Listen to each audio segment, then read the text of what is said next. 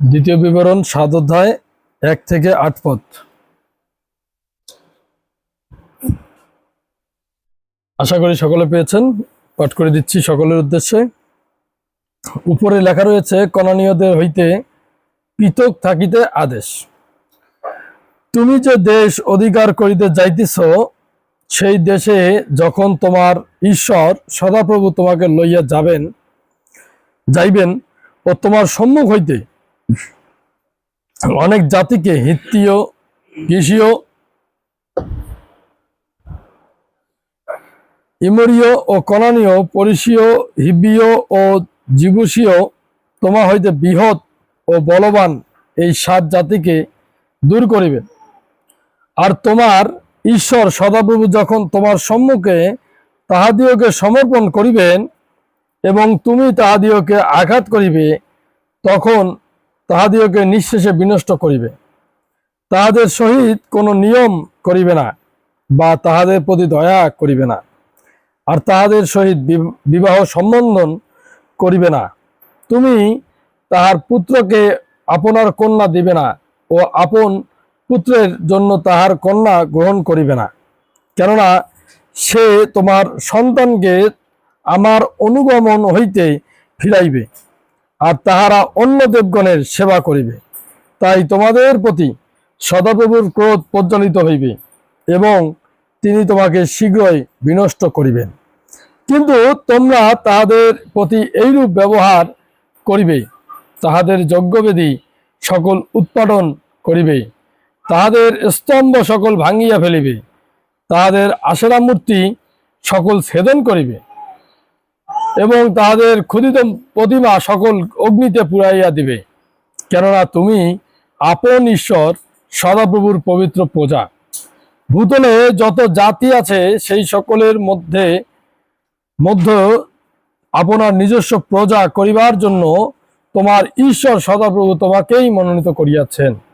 অন্য সকল জাতি অপেক্ষা তোমরা সংখ্যাতে অধিক, এই জন্য যে সদাপ্রভু তোমাদিওকে স্নেহ করিয়াছেন ও মনোনীত করিয়াছেন তাহা নয়, কেননা সমস্ত জাতির মধ্যে তোমরা অল্প সংখ্যক ছিলে।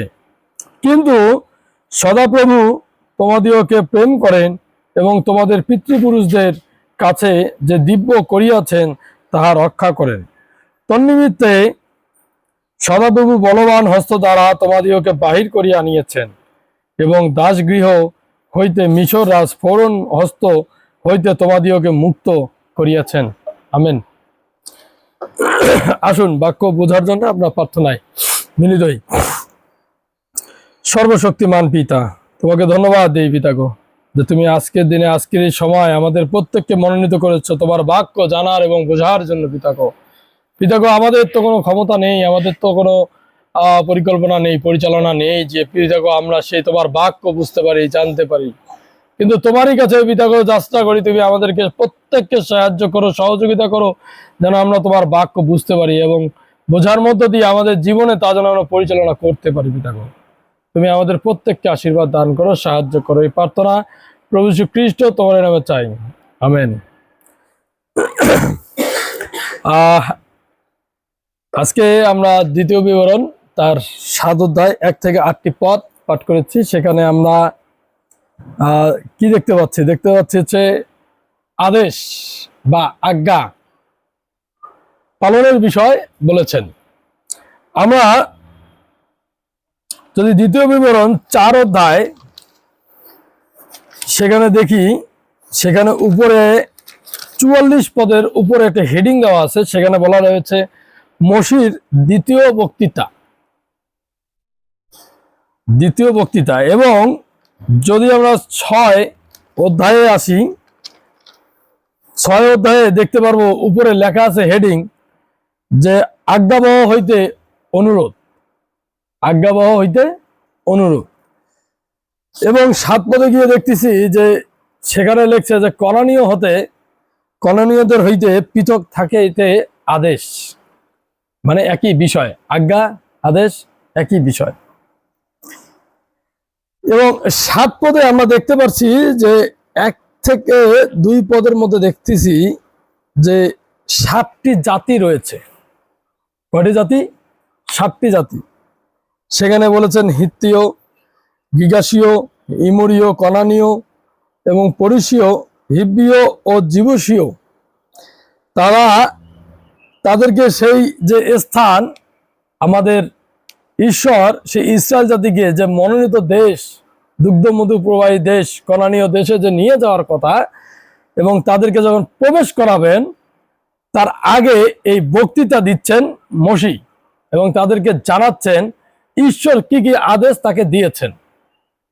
এই জিনিসগুলো করা যাবে না, এই আজ্ঞা তাদেরকে দিয়েছেন। আমরা যদি দেখি যে এই 7টি যে জাতি, তাদেরকে ঈশ্বর সেই দেশ থেকে বের করে দেবেন। কারণ কি?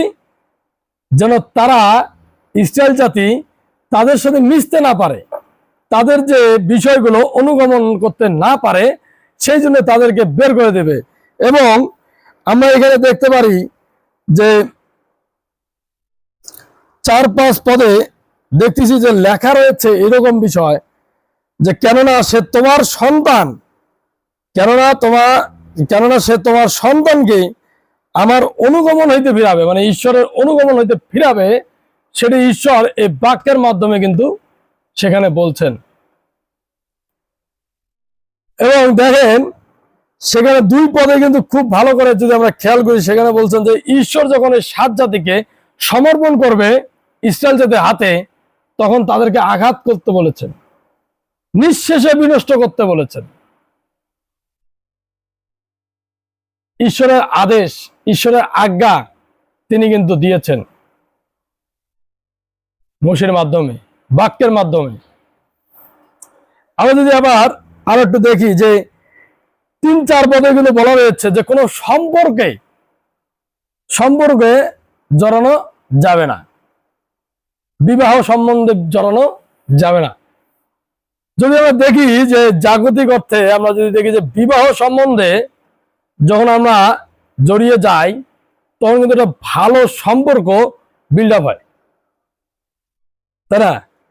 যেটা অন্য সম্পর্কের সাথে না হলেও বিবাহ সম্বন্ধের মাধ্যমে একটা ভালো সম্পর্ক কিন্তু বিল্ড আপ হয়।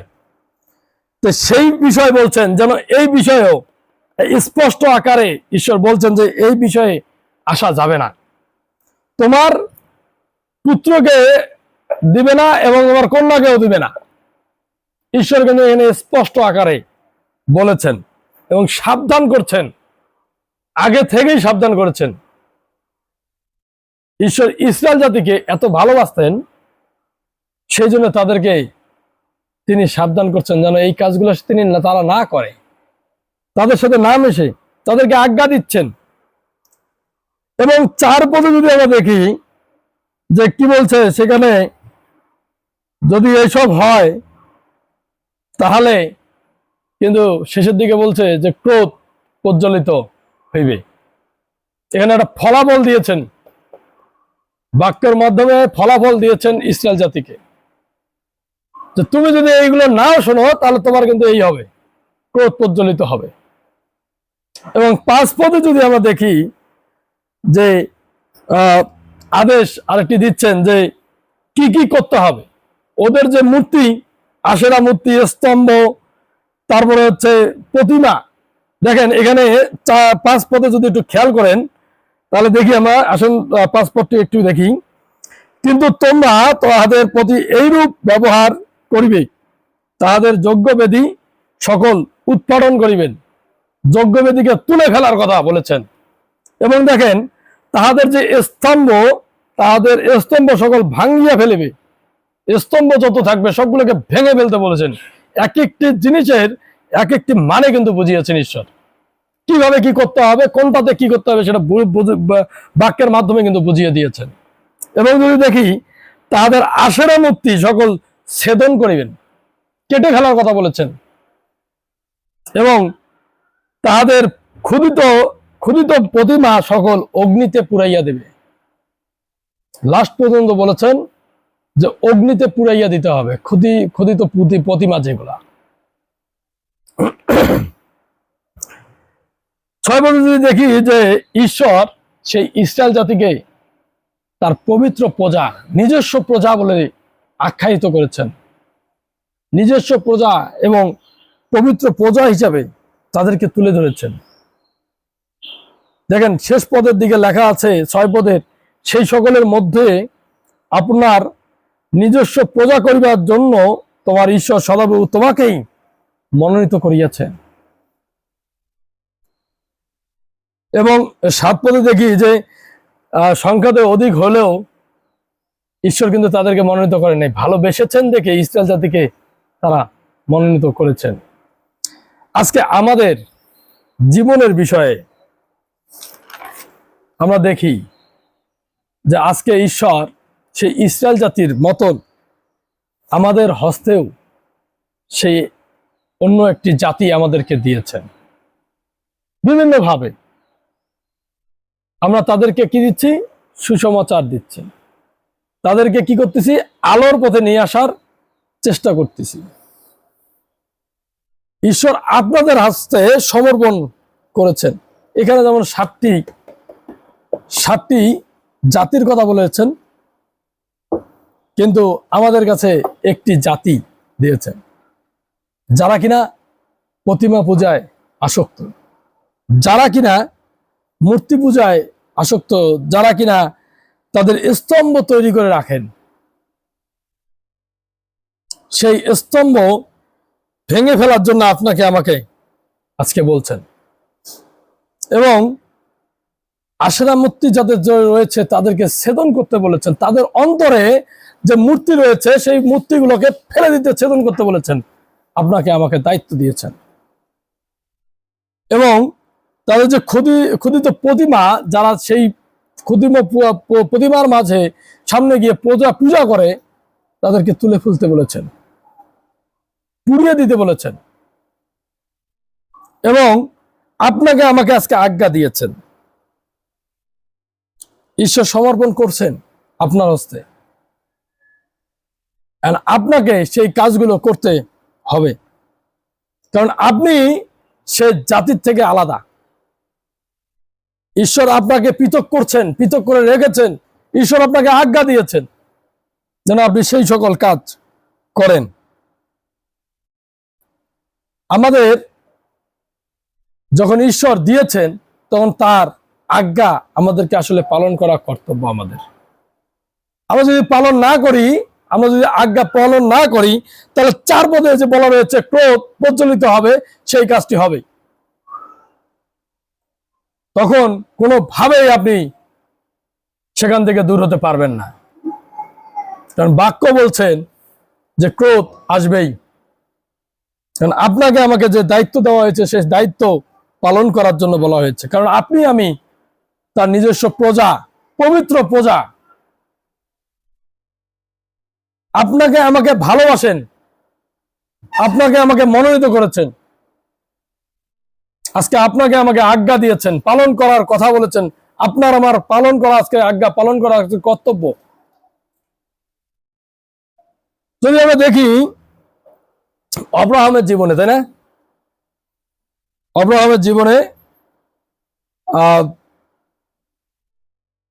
12 অধ্যায় 1 থেকে 5 পদ একটু পাঠ করি।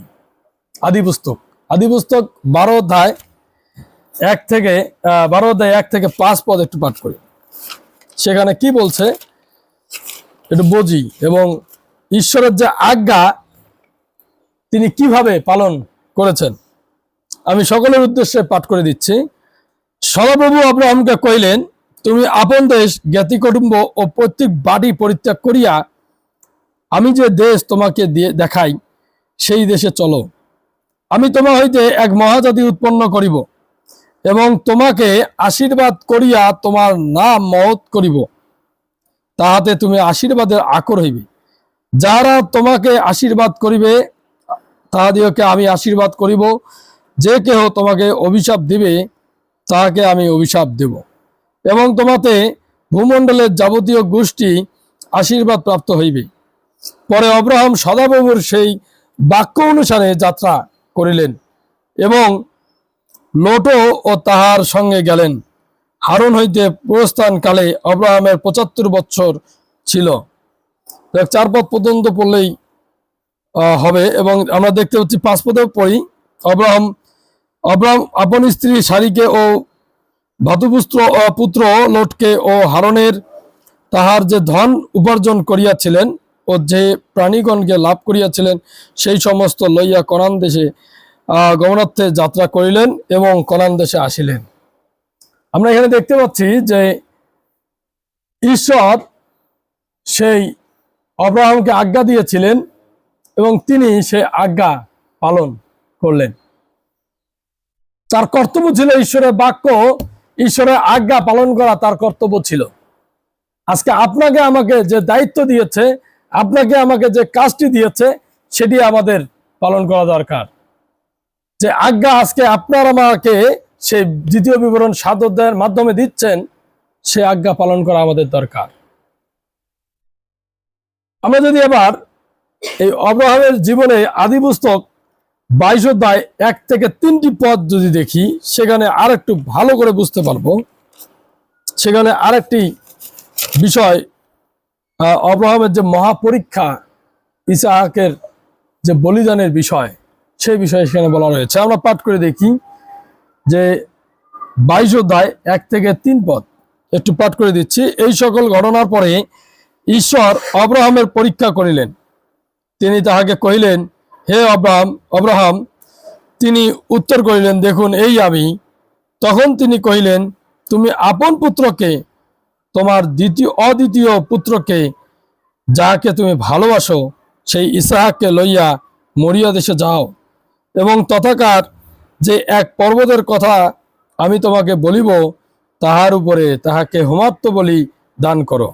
পরে আব্রাহাম প্রত্যুষে উঠিয়া গর্দভ সাজাইয়া 2 জন দাস ও আপন পুত্র ইসহাককে সঙ্গে লইলেন, হোমের নিমিত্তে কাষ্ঠ কাটিলেন, আর উঠিয়া ঈশ্বরের নির্দিষ্ট স্থানের দিকে গমন করিলেন। দেখেন, এখানেও কিন্তু ঈশ্বর আব্রাহামকে আদেশ করেছেন। কি আদেশ করেছেন? তোমার অদ্বিতীয় পুত্রকে বলিদানের কথা, হোমার্থ বলিদান করার কথা বলেছেন। এটা কি কোনোভাবে সম্ভব? কিন্তু সেই কাজও করার জন্য আব্রাহাম কিন্তু গিয়েছেন। এত বড় একটা আজ্ঞা তিনি কিন্তু পালন করার জন্য গিয়েছেন, যেটি আমাদের জীবনে হলে আমরা করতাম না। তাই আজকে প্রভুর বাক্য আপনাকে আমাকে সেই দ্বিতীয় বিবরণ 7 অধ্যায় এর মাধ্যমে আমাদেরকে বলছেন যে আমাদের যে দায়িত্ব কর্তব্য, আমাদেরকে যে আজ্ঞা দিয়েছেন, সেই আজ্ঞা যেন আমরা সঠিকভাবে পালন করি। তাহলে ঈশ্বর আমাদের আরো প্রত্যেক বেশি বেশি আশীর্বাদ দান করবেন। আসুন প্রার্থনায় মিলিত হই। সর্বশক্তিমান পিতা, তোমাকে ধন্যবাদ দেই যে তুমি আজকের এই দিনে, আজকের এই সময় তুমি আমাদের প্রত্যেককে মনোনীত করেছিলে তোমার বাক্য জানার এবং বোঝার জন্য। পিতা গো,